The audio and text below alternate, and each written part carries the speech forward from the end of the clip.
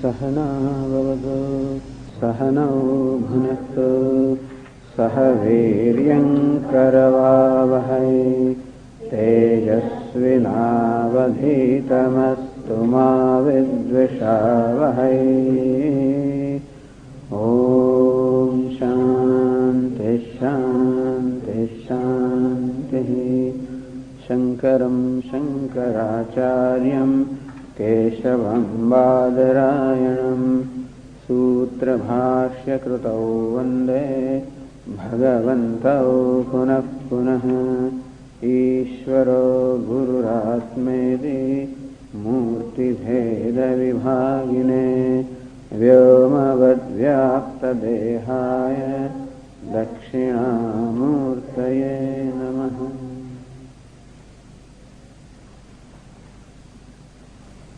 So during this week we will study the 8th chapter of the Bhagavad Gītā.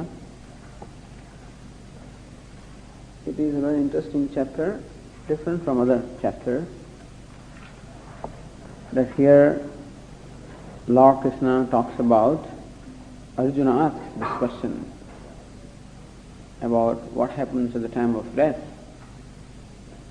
Is it possible that one can remain abiding in God even at the time of death? Or how to remain abiding in God even at the time of death? As we will discuss.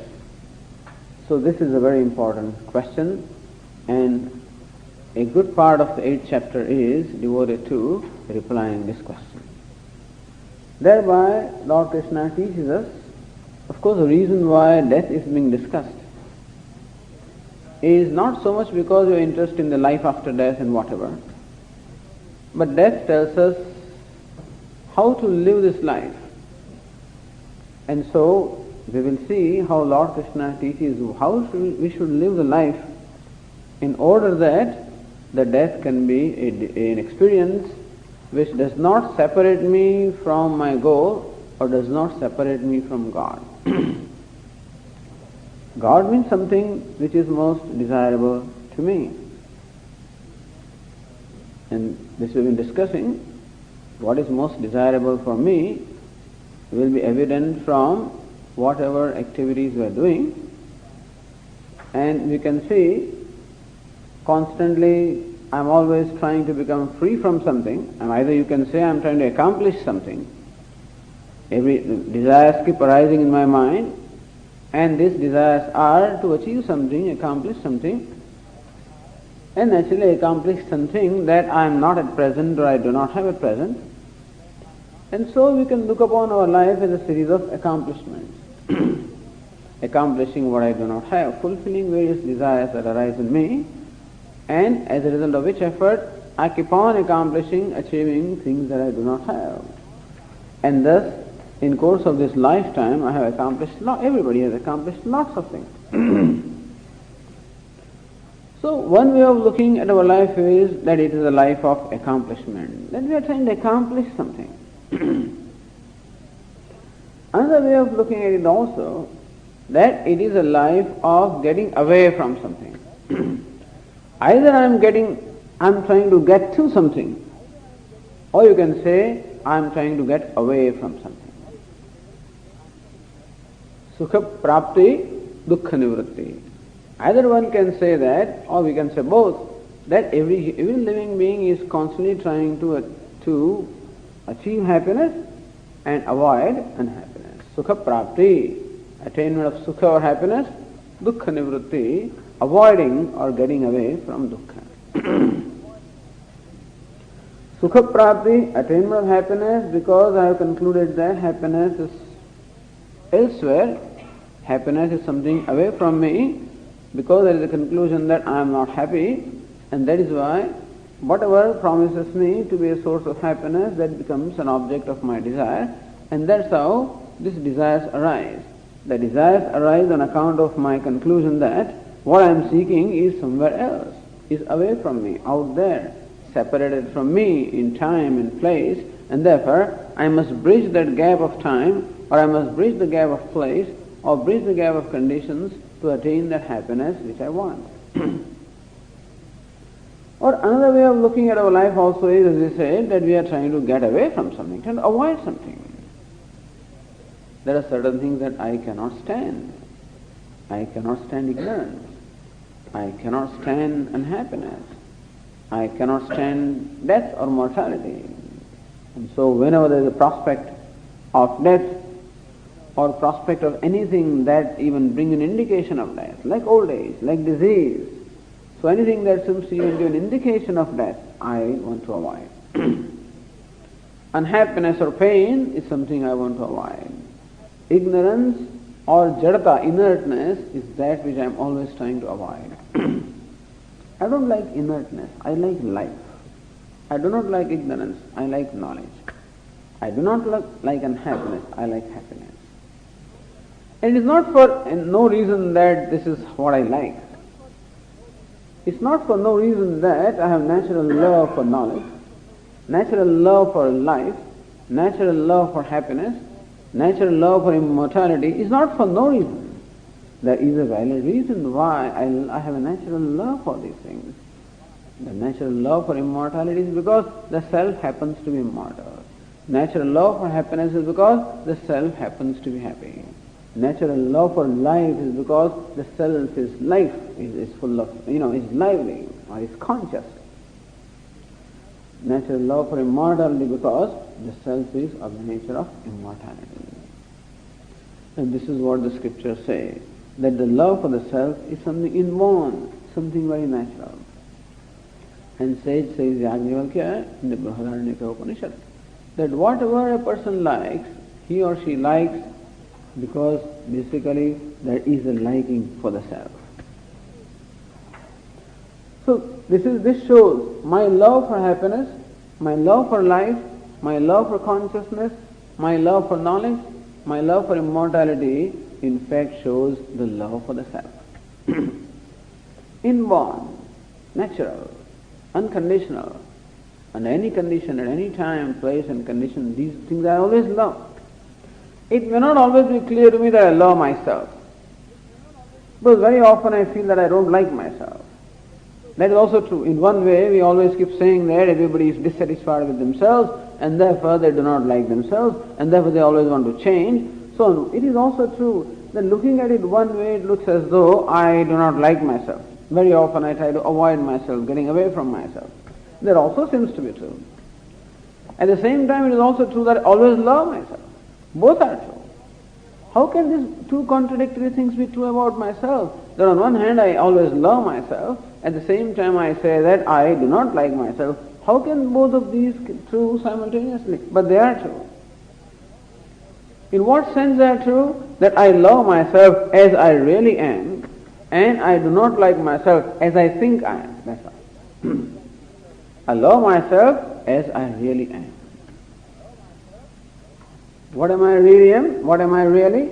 As I said, of the nature of happiness, nature of consciousness, nature of life, nature of knowledge, nature of immortality.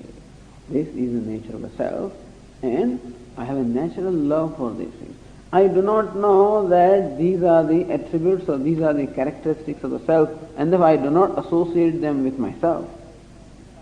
I always associate these things with something else. I feel that happiness is something. I see happiness in some being or something other than myself. I see knowledge also everything away from myself, in something else. And therefore, love for these things is not equated to love for myself. But in fact, that is a love for myself. So there is a natural, unconditional love for myself as I really am. At the same time, there is a dissatisfaction of myself. With which self? The self that I take myself to be. Surprisingly enough, what do I take myself to be? Even though immortality is my nature, I take myself to be a mortal being. Even though consciousness is of nature, I take myself very often to be an inert being or an ignorant being. Even though happiness is my nature, I somehow take myself to be an unhappy being. Even though wholeness or completeness is my nature, for whatever reason, I take myself to be a small, incomplete being. Why is it so? I don't know, but this is what it is. So how does Vedanta explain? The reason, ignorance. So this they explain, ignorance can do this. A peculiar kind of ignorance, which not only conceals or veils what I truly am, but creates in its place a notion or a delusion of what I am not. Understand, the ignorance that Vedanta talks about is a very peculiar kind of ignorance. Not the ignorance that we normally know. We know ignorance as the absence of knowledge, just not knowing something. So when I say I'm ignorant of French language, means I just don't know French language. I can't even differentiate whether it's a French language, a German or some other language. How something is going on. I don't know what it is. And so, that is ignorance. I just don't know that. But here the ignorance that we are talking about is not merely not knowing, but knowing it wrongly. That is what is dangerous. Just mere not knowing very often does not matter. Millions of things we do not know. In fact, most of the things we do not know. We know quite a few things, but still there are very few in the whole scheme of things, and most of the things we do not know, it doesn't matter. That there are black holes, I don't know, it doesn't matter. At the most I know black hole is just as a name, I keep on hearing it in the classes and sometimes in newspapers and books and so forth. I don't know anything about it. Or I may know a little bit about it, but that's, our knowledge is insignificant. And so in fact what I do not know is just infinite. It doesn't bother me. So generally speaking, the ignorance as merely absence of knowledge is not so, it's not so difficult or not so detrimental to me. But knowing a thing as contrary to what it is can create a lot of problems. In fact, all the problems in our life are created because we take things to be different from what they are. You estimate of things. I think that this person is like that, and this is how I relate to that person, and then find out something else. I think that this thing is like this, and therefore I acquire it and I want to experience, and then I find it to be something else. This is so with everything. I think that this is a snake, and I treat it as a snake, and I relate to it as a snake, and then it turns out it's a rope. No, this is not knowing the rope as rope, and taking the rope as a snake.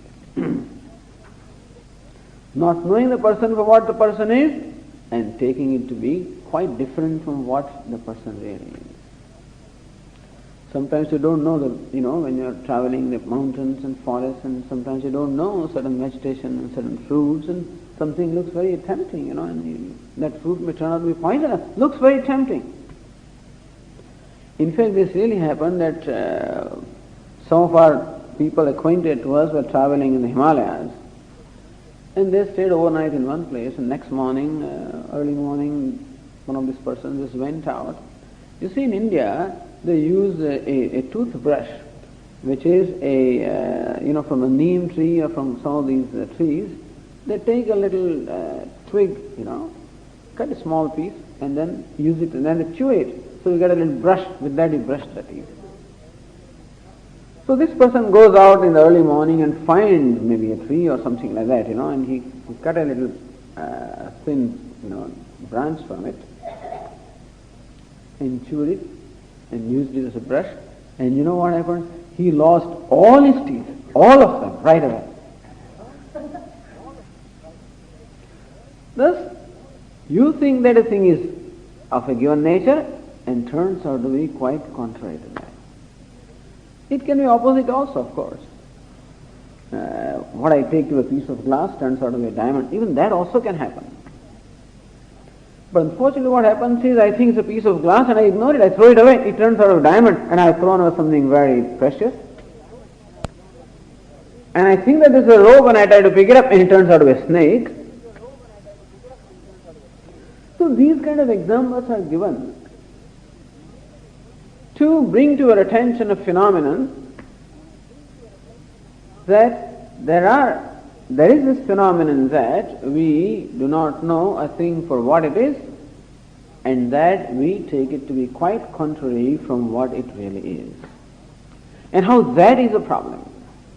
Imagine there is a snake there and I think it's a rope and I pick it up. What will happen? Calamity. And similarly, so a lot of things will look very innocent and we pick them away in our life, and then a lot of pain and calamity happens. And also a lot of precious things, because we do not recognize the value, we just ignore them, throw them away also, and thus we are deprived of many things which we could have benefited from. Thus there is something called ignorance in our life, which we know very well. Everyone is born totally ignorant.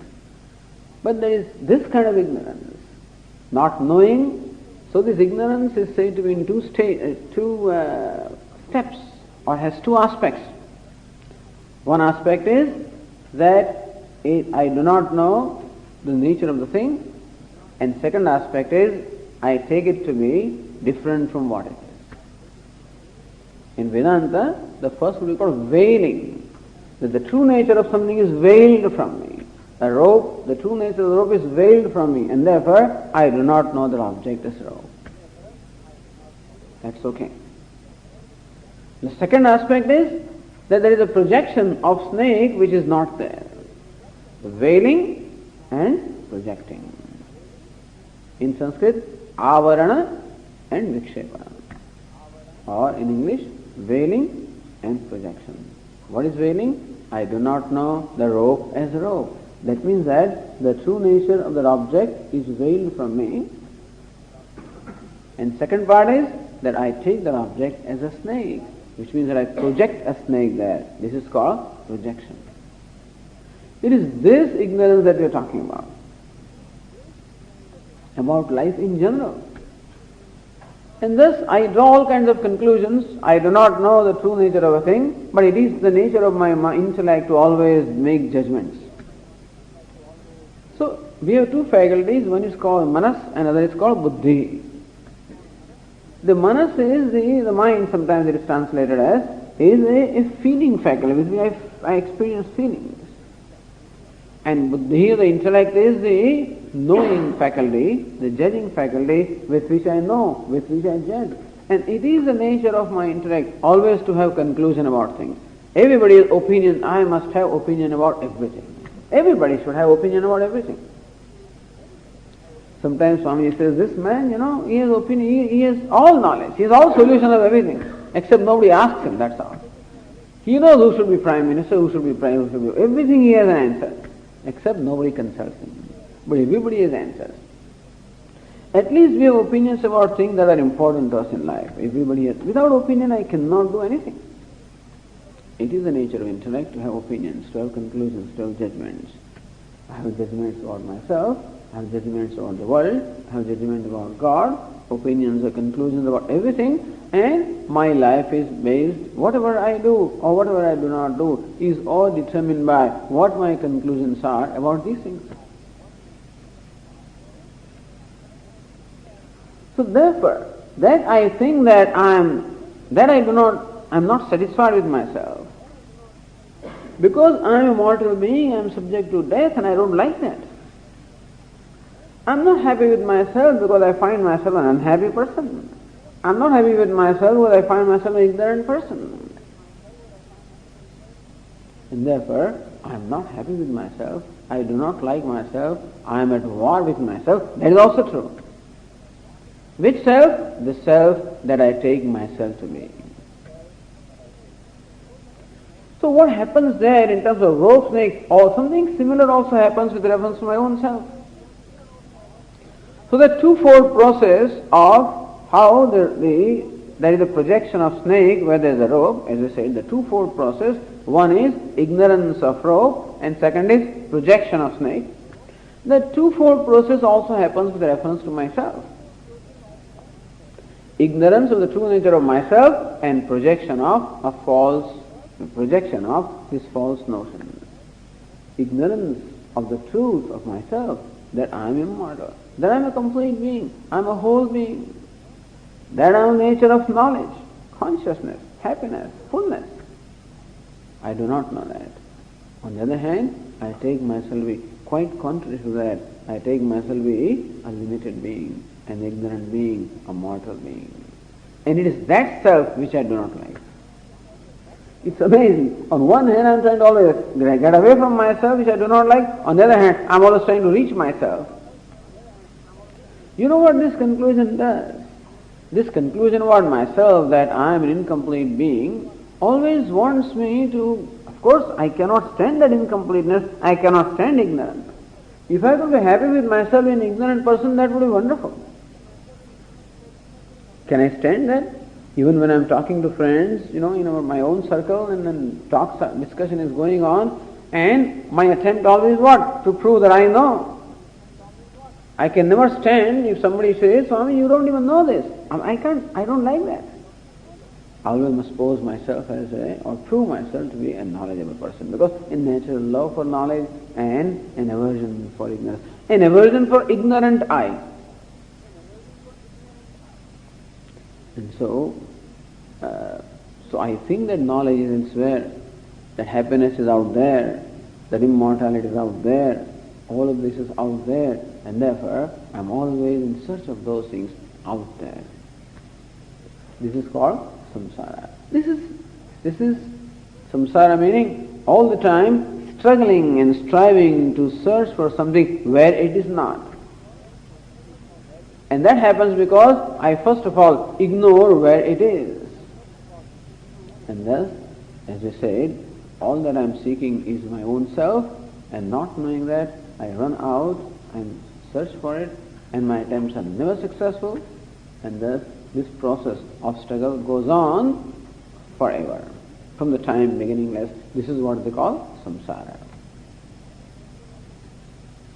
And what does this struggle do? Compels me to take one after the other birth. I took this birth with an agenda that I must achieve what I am searching for. If that search is not complete during this lifetime, then I am not going to stop there. I'll continue with another lifetime, another embodiment, and that is how one after the other embodiments are taken. This is how Vedanta looks at the life, a continuous process of seeking, searching. So, human being is a seeker. Seeker of what? Seeker of moksha, seeker of freedom. Freedom from that mortality, freedom from ignorance, freedom from unhappiness.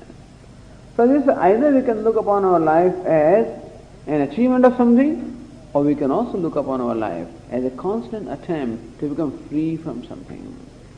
Free from the self that is unhappy, free from a self that is found immortal, free from a self that is incomplete. So each one of us is a seeker of freedom. That freedom is called moksha. That's all that word moksha means simply. It is derived from the root much, which is in the sense of release. So moksha means release from all sense of bondage and limitation. Each one of us is a mumukshu, desirous of moksha. And this is what Lord Krishna talked about towards the end of the 7th chapter. As I said, we are going to take up the study of the 8th chapter. And 8th chapter necessarily has a bearing upon the 7th chapter, particularly the concluding verses of the 7th chapter. Because we see that the 8th chapter begins with a number of questions from Arjuna. If Arjuna did not ask those questions, the Gītā would have stopped there itself. But Arjuna asked the questions. The reason is, very often, when Lord Krishna concludes a given chapter, right in that conclusion there is a seed for the question. That is how it happens. You make a statement, explain something, but it itself raises another question. You explain that raises yet another question. And similarly also, Lord Krishna explained a lot of things in the 7th chapter. In the conclusions, Lord Krishna made certain statements which raised all these questions in the mind of Arjuna. And that's how the 8th chapter begins. Jara Marana Mokshaya.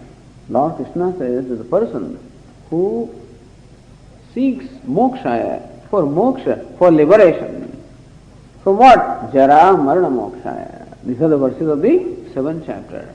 A person who wants to be free or liberated from this jara, this old age, and marana, the death. And who doesn't want? So this is a representation. That hey Arjuna, if you want to become free, which you are seeking anyway, it's not that you want to become free, you want to become free from old age and death.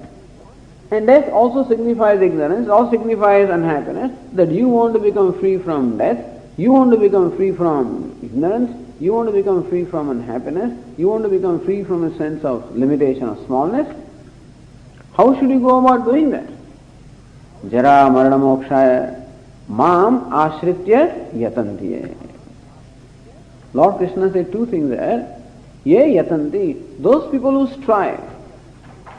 Mam ashritya, taking refuge in me or taking resort of me, seeking my help. So Lord Krishna said two things in the 7th chapter and in many other places also. That we take ashraya, we take refuge or we seek help of Lord. But Lord Krishna does not want that we ourselves should we should be resigned just because I have now taken help of the Lord. That's what happens to people in India sometimes. Oh, I have surrendered myself to God. God will do everything. But God says, no, I will do something provided you do something also. So certainly we require help from Lord. There is no question about it. Mama Shritya. And of course we should also seek help from the one that is capable of giving help. You must always take resort or always take support from someone who is strong and superior. If you seek help from the one who is weak or inferior, then perhaps it can lead to a lot of problems. See, there are examples in scriptures. Everybody is familiar with Ramayana and the conditions in which Lord Rama had to go to forest. He had to give up his kingdom and go to forest. How did it happen? Supposedly his father had promised Kaikeyi, his wife, and Rama's stepmother, and had given her two boons.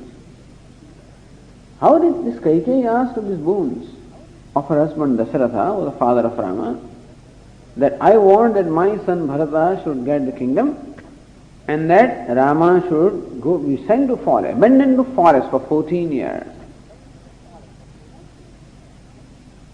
What made Kaikeyi ask seek this kind of boons from Dasharatha? Because she was advised by her maid servant. Kaikeyi is queen and she took the refuge of a maid servant. And what will that poor one will advise her? So when we seek advice, when we seek support, we must make sure that the advice and support is sought from the people who are right people. Otherwise, like Kaikeyi the queen seeking advice and support of his maid servant, who told her that, do you realize what will happen if Rama becomes king? You know what will happen to your son Dasharatha? Rama will destroy him, and so forth and so on. So idea is that when we take support in our life, when we seek help, that is when we take refuge or ashraya, it must always be taken from the one that is capable of giving that. That is why Lord Krishna says, Mam ashritya. All your efforts in life must be made by taking ashraya or refuge or support of me. So seeking help from Lord, surrendering to Him. Yadantiye, and those people doing that at the same time make also their own effort. They also strive hard. Meaning thereby that my effort alone are not enough and merely seeking help of God also is not enough, but there must be a judicious combination of both. If I just make effort of from myself, that shows an arrogance on my part that I can achieve that. And if I simply depend upon God, then it shows a laziness on my part that, He will do, that I am not willing to exert. And so, a judicious combination of self-effort as well as seeking help from God. Jara marana mokshaya, for release or liberation from this death, unhappiness, ignorance, limitation, bondage. Here Arjuna, you must strive this way. Mama shiti yatande. Te Brahma. What will happen? Here Arjuna, you will gain that freedom and you will gain the knowledge. You will gain all the knowledge. What kind of knowledge will I gain? Te Brahma Tadviduh Krishnam Adhyatmam Karma Chakhilam. So they will know Brahma in its entirety. They will know the self in its entirety. They will know the whole scheme of the order of the creation. Sadhi Bhutadidevam Man, Sadhi Yajnam Che Viduhu. They will know all the elemental creation. They will also know all the divine creation. All of this they will know. Meaning that they will know that all of these is nothing but the expression of that one principle, of that one truth. They will be able to recognize Brahman, they will be able to recognize God in all these expressions. So this is how, and prayana, and that means they will know me. And they will know me everywhere as everything, and they will know me as their own self also. They will know the elemental creation also as expression of me.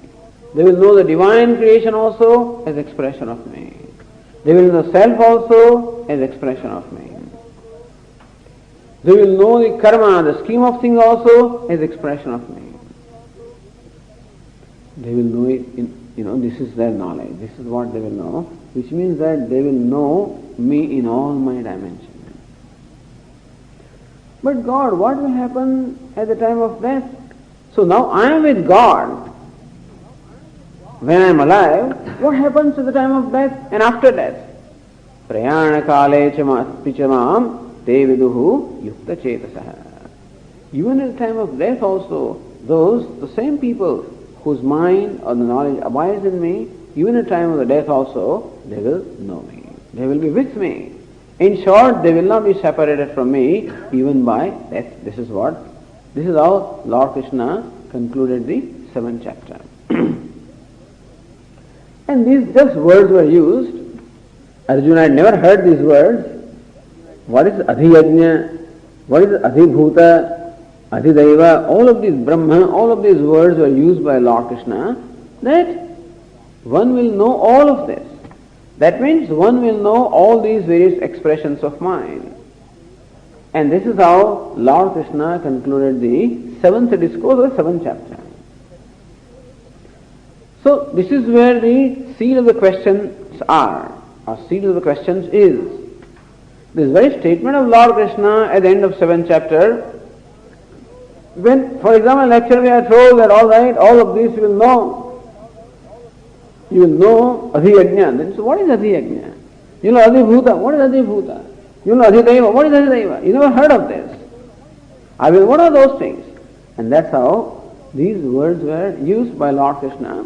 Without giving any explanation, the 7th chapter was concluded, and therefore this statement naturally raised a number of questions in the mind of Arjuna, and therefore the 8th chapter begins with these questions from Arjuna.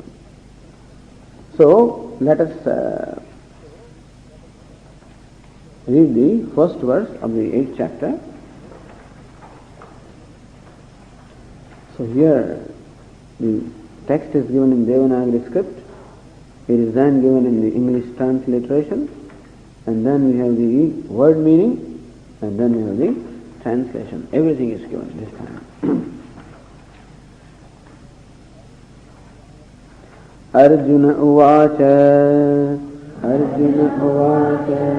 kim tad brahma kim adhyatmam kim adhyatmam kim karma purushottama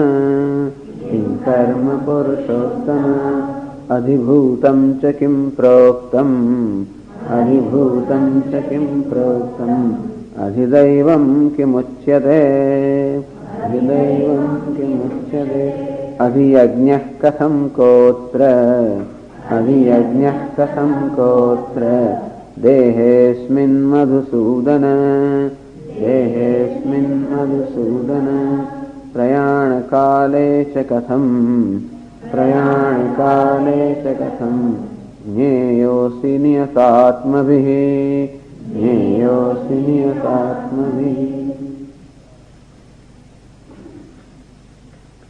Arjuna uvacha, Arjuna said.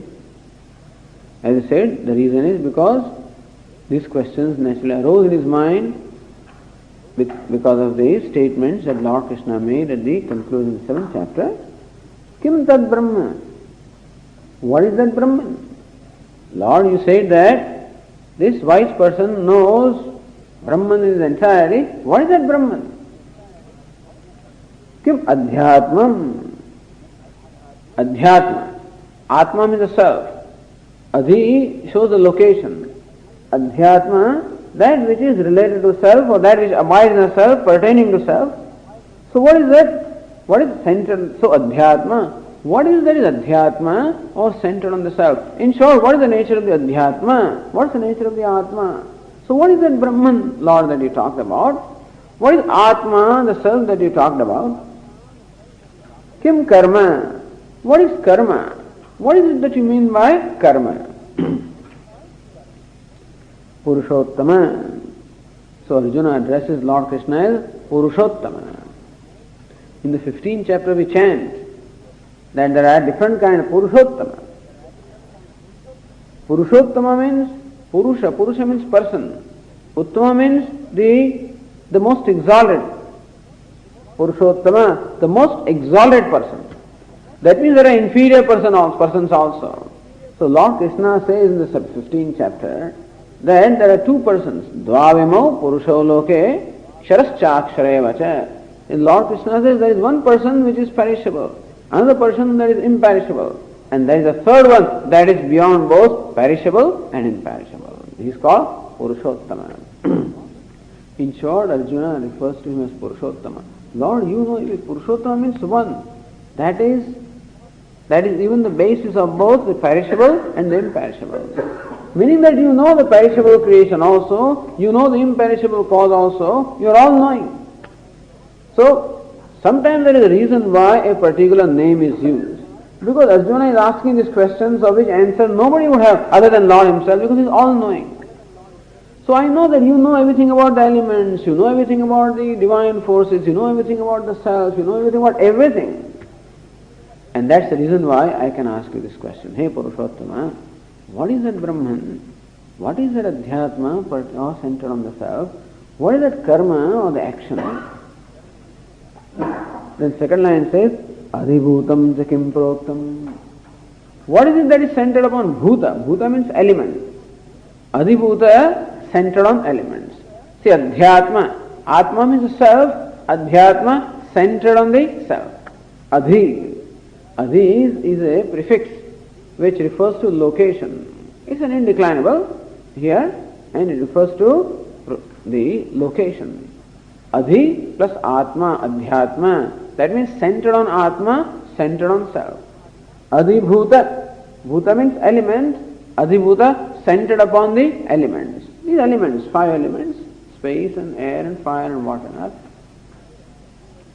Adhidaiva, see Adhi word is used everywhere in sense of location. Adhidaiva. Daiva means divine. So divine forces, what we call the various gods, or what we call the various cosmic forces, who are supposed to control all the cosmic phenomena. And so they observe various cosmic phenomena and they assign a divinity for every phenomenon. Thus there is a principle of light, and there is a principle of heat, and there is a principle of nourishment, there is a principle. All these principles are there, and there is a divinity associated with each one of them. So there is a divinity associated with earth, the principle of nourishment, with sun, the principle of light, with fire, the principle of heat, whatever. These are called gods. You can call them cosmic forces. But inasmuch as the Vedas looks upon the whole universe as God, therefore all the cosmic forces are also nothing but various gods. So Adhideva. What is meant by Adhideva? What is that principle that is centered upon the gods, the Devatas, the cosmic forces? What is that principle that is centered upon the Bhuta, the elements? What is that principle that is centered upon Atma, the self? And what is Brahma? These 4 questions are asked in the first verse. For the simple reason that all these words were used by Lord Krishna towards the conclusion of the 7th chapter. And the questions are continued again in the second verse. Adhi yajnah katham kotra. Again Adhi. Adhi means centered on, found or located at. Adhi yajnah. So yajna, yajna means various Vedic rituals. Adhi yajna. What is that principle that is centered upon the yajna? Yajna means a sacrificial ritual. So what is that principle centered upon the yajna? Adhiyajna, katham, kotra, kahatra. How and who is that which is adhiyajna? Dehesmin, in this body. Oh Lord, in this body, what is adhiyajna? Meaning, what is the principle that controls the yajna? You can put it this way. What is that principle that controls the elements? What's the principle that even controls or pervades in all the gods? What is the principle that controls or pervades in the yajna performed in this body? What is the principle that manifests as my own self? What is that which is called Brahma? And the second line of the second verse is Prayana kale cha katham. Prayana kale, at the time of death. Prayana means death. Kala means time. Prayana kale, at the time of death. Katham jnehasi, katham, how? Jnehasi, how are you known? Niyatatmabhi, by those whose minds are steady. In short, Lord, at the time of death, how to keep my mind steady so that I can abide in your knowledge. That everybody knows that death is a very painful process. And generally speaking, nobody is conscious at the time of death. Or even if one is conscious, there is such a tremendous struggle going on in order to just retain the life that nobody remembers anything at that time. So, when at the time of death there is a tremendous painful struggle going on when nobody remembers anything, how is it possible that there are those yogis who remember you? What is it? What have they done? Or what to do in order not to lose your remembrance even at the time of death? Prayana kale cha katham jneyosi niyatatmabhi. See, niyat atmabhi are those whose minds are steady. How are you to be known even at the time of death? Thus Arjuna is asking as many as 7 questions. Kim tad brahma? Kim tad adhyatmam?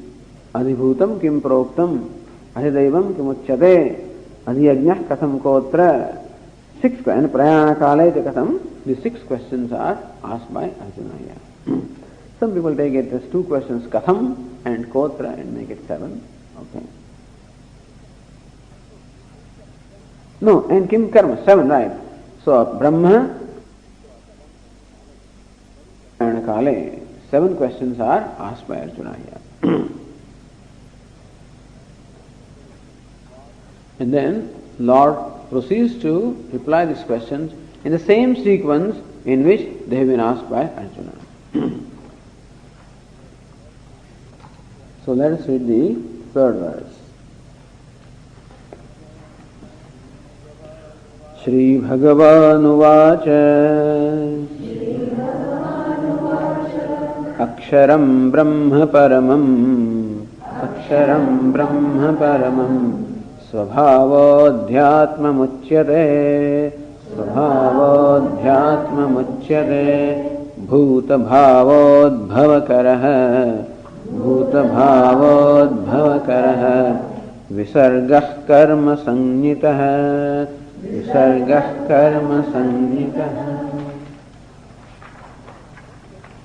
Arjuna's first question, Kim tad Brahma? What is that Brahma? Lord Krishna's reply, Aksharam Brahma Paramam. Here Arjuna, Brahman is Paramam. Paramam, limitless. Aksharam, that which does not decline. See the word meaning? Brahman is Aksharam, that which does not decline. Paramam, limitless. In short, Brahma is that which is limitless and which does not decline, which does not suffer any change, which does not suffer destruction, that which is imperishable or indestructible. Paramam. What is Parama? Parama is limitless. 3-fold limitations we know. Each one experiences these 3-fold limitations. Limitations of time, limitations of place, and limitations of the Vishesha or the attributes. The point is limitation of time. So I find myself and everything that is there in the creation as limited by time, because whatever there is has a beginning. Everything is born at some point in time, and anything that is born also is going to ultimately perish, and therefore everything that exists that we know is subject to limitation of time. We also know that everything suffers from, or everything is subject to limitation of space, that a thing can be in one place and not in another place. You say, no, Swamiji, how about space? Everything is limited in space. How about space itself? That's not limited in space. Isn't that right? No. Is space limited in any way that you know? That's what they say now, that's what the quantum mechanics say. Time and space. Time is not limited in time. You say that everything is limited in time, that I, you and everything that is born is limited in time. But how about time? That is not limited in time. And every object is limited in space. So limited in time meaning that a thing exists in one time frame and not in another. Limited in space means a thing exists in one place and not in another. And limited in attributes means a thing possesses certain kinds of attributes and not other kinds of attributes. But is time limited? Is space limited? They are also limited. Because we have every day an experience of a state where even time and space also do not have an entry. What is that experience? That is the experience of deep sleep. When we are profoundly asleep at that time, there is no awareness of time and there is no awareness of space at all. Is it not so? See, I don't know. I went to sleep last night, no sooner my head touched the pillow, I was asleep, and next morning I wake up, I thought I had just gone to sleep. I didn't know 6 hours passed. I was not aware of where I was sleeping, how long I slept, and I also was not aware of any of my attributes also. So in that sense it is said that even time also is limited, because there is a state where the time doesn't have an existence or entry. There is a state where the place also does not have an entry. There is a state where all the attributes also do not have an entry. In that sense, time, space, everything is limited.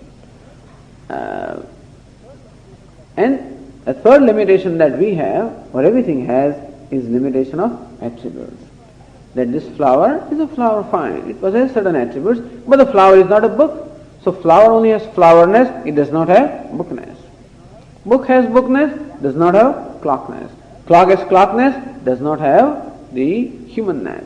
Human being is a humanness, doesn't have birdness, meaning that all the attributes enjoyed by the birds are not enjoyed by me. I cannot fly. Attributes enjoyed by fish are not enjoyed by me. And thus, if we feel these limitations also, not that these are merely academic things. We are keenly aware of the limitations, aren't we? We are keenly aware of limitation of time. As I said, we know that there is going to be some day and this is going to come to an end. I know that.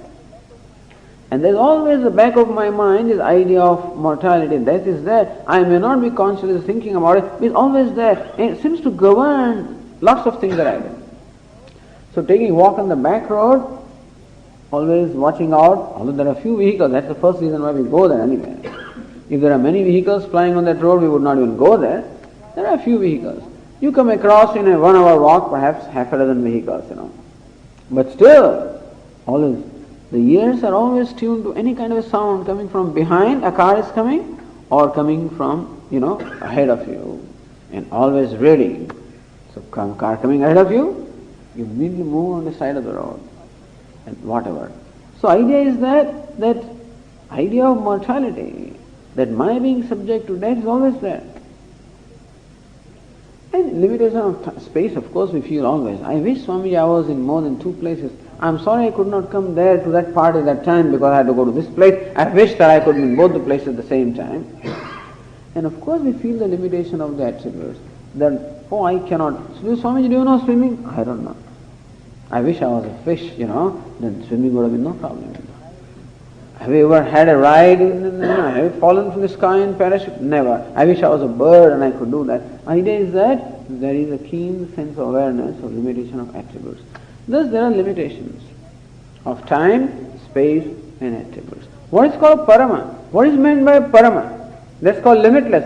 That which is free from each one of these limitations. So parama, limitless, is that which is not limited in time, not limited in space, not limited in any attributes. If something is not limited in time, what would it mean? That it should be there in all the time, isn't it? What is meant by not limited in time, meaning that it must be there at all the times. But something can be there at all the times when it is there even when time is not. For something to be there in all the times, it should also be there when the time is not. For something to be there in all the places, it must be there where the place is not. And for something to be there in all the attributes, it must be there where the attributes are not. Because that is why when we talk of limitless, people try to imagine, when they try to meditate upon infinity or limitless, then the mind imagines all time. For all space it tries to imagine or visualize. But your mind cannot. So therefore when it is said that Brahman is limitless, pervades all time, pervades all places, pervades all attributes, that means it is there where the time is, it is there where the space is, it is there where any attribute is. But such a thing is possible only when it is there even when the time is not, even when the space is not, even when the attributes are not. That means that which in its true nature is something that is beyond time, beyond space, beyond attributes. Is it not so like an actor, as we say, when an actor takes variety of roles, he now becomes a beggar, then becomes a king, and then different roles he takes. That means he pervades every role. But when can he be a beggar also, and a king also, and a minister also, and many other things also? When can it be? Only when he is not any of them also. Then alone he can be now a beggar, then a king, and then something else. That is because he is inherently free from each one of them also. So understand that which is all pervasive must necessarily that which also is beyond that. See, water which does not have any form alone can take forms. So water, you fill water in any container, and water assumes the form of that container when? Because water itself doesn't have a form. You fill water in any bottle and water appears to be colored, because water itself doesn't have a color. And similarly also that which is in all the times, which is in all places, which is in all attributes, which is all pervasive. This is what we call immanence. That God is definitely immanent. He is everywhere, in everything, at every time. Because inherently it is free from the time, concept of time, space and attributes. That means, that is why we say it is devoid of all attributes. Or it is that which is not limited by any attribute, not limited by time, not limited by space, not limited by attributes. Now, in the deep sleep state, where there is no time, where there is no place, where there are no attributes, should this Brahman be there or not? Is it there? Brahman is Paramam. Is Brahman there in the state of deep sleep also? It is very much there. Is what? As that which illumines even the experience of deep sleep. We will understand that each one has an experience of deep sleep. That's the reason why we want to repeat that experience every day, or as often as I can.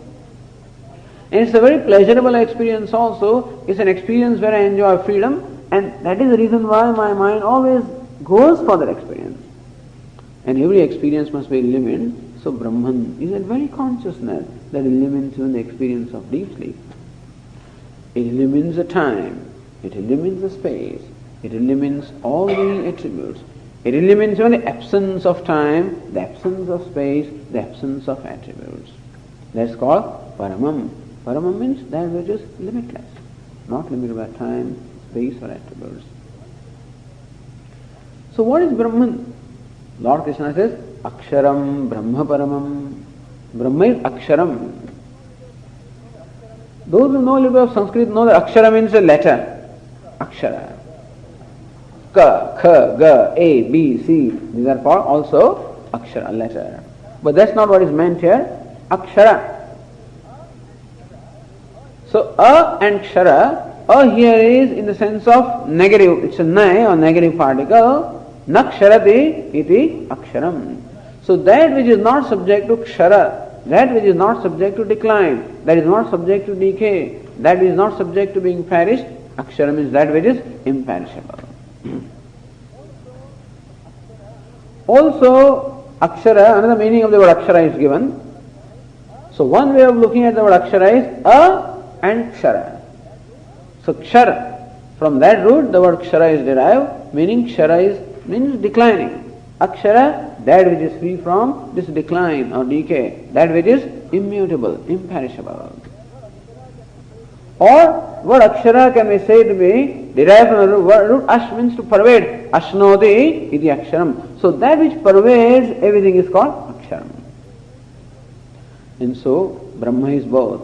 Brahma is that which is imperishable, as well Brahma is that which pervades everything. Pervades the time, pervades the space, pervades every attribute. Therefore it is all pervasive. That's why it is called immanent. At the same time, it is immutable, imperishable, and therefore not limited by this time, space or conditions. So this is how Lord Krishna proceeds to answer questions of Arjuna, Aksharam Brahma Paramam. We'll continue our discussion on this word Akshara also, but the point is how this chapter began by questions of Arjuna, because there was a seed of these questions in the end of 7th chapter, and thus Arjuna shoots out one after the 7 questions, and this 8th chapter is answer of Lord Krishna giving reply to these 7 questions of Arjuna. Except that first 6 questions are replied quickly. The 7th question, takes the rest of the chapter, as we'll see. Om Purnamada Purnamidam Purnat Purnamudachyate Purnasya Purnamadaya Purnameva Vashishyate. Om Shanti Shanti Shanti. Shankaram Shankaracharyam Keshavam Badarayanam Sutra Bhashya Krutau Vande Bhagavantau Punah Punah. Ishvara Gururatmedi Murti Bheda Vibhagine Vyomavad Vyapta Dehaya Dakshinamurtaye Namaha. Om Shanti Shanti Shanti. Hari Om.